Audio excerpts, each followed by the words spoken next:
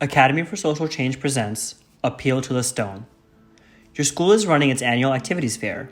Every table is occupied by a club or sports team ready to pitch their hobbies to anyone who might join their preferred after-school activity. Your friend Lizzie is at the environmental awareness table, unsurprising considering she's the treasurer of the club. You're about to greet her when you notice a freshman approach your table. "Do you guys actually help the environment?" the boy asks. "Yeah," Liz enthusiastically replies. "Just last year, we convinced administration to stop buying unnecessary straws." "That's silly. You're not going to help anyone." "Well, our campaign against plastic straws raised school awareness of overuse of other plastics and papers, like disposable silverware and napkins. We were able to cut use of those products by 57%. The boy scoffs. "I can't believe you're still making such ridiculous claims." He walks off. Liz frowns, upset and confused by what just happened. You should probably see if her shift ends soon. When the prospective club member labels Liz's claims as silly and ridiculous, he's making an appeal to the stone.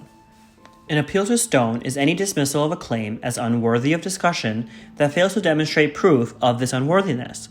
It can take the form of open mockery and derision, or it can be more subtle implications that there are more worthwhile subjects to discuss. An appeal to stone is a fallacy because it does not address the merits of the opposition's argument. Appeal to stone is the direct translation of the Latin phrase argumentum ad lapidem, which is still a name used to refer to this fallacious argument. The name for the argument comes from an alleged debate between Samuel Johnson and George Berkeley.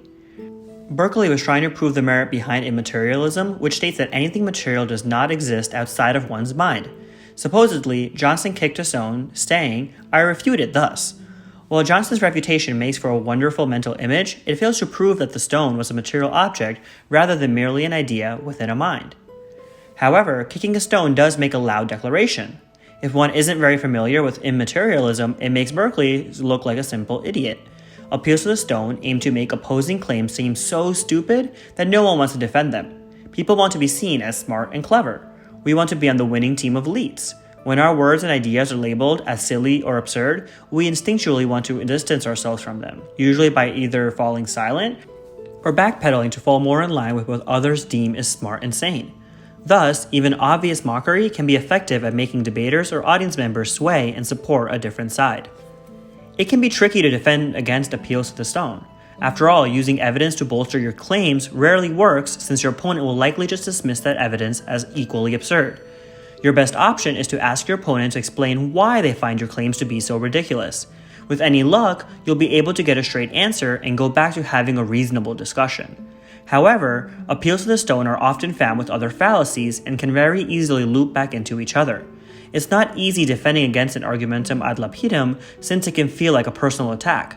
Remain calm and be persistent when you ask for justification. You might not be able to convince the arguer that they're committing a fallacy or are wrong, but you'll likely prove to any onlookers that your opponent's argument is full of holes.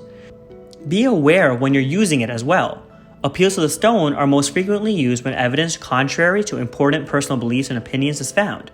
It's easy to be dismissive. It's a lot harder to hear someone's argument with an open mind and objectively use facts to make a decision. Now it's your time to think further. When was the last time you used an appeal to the stone? What claim were you dismissing?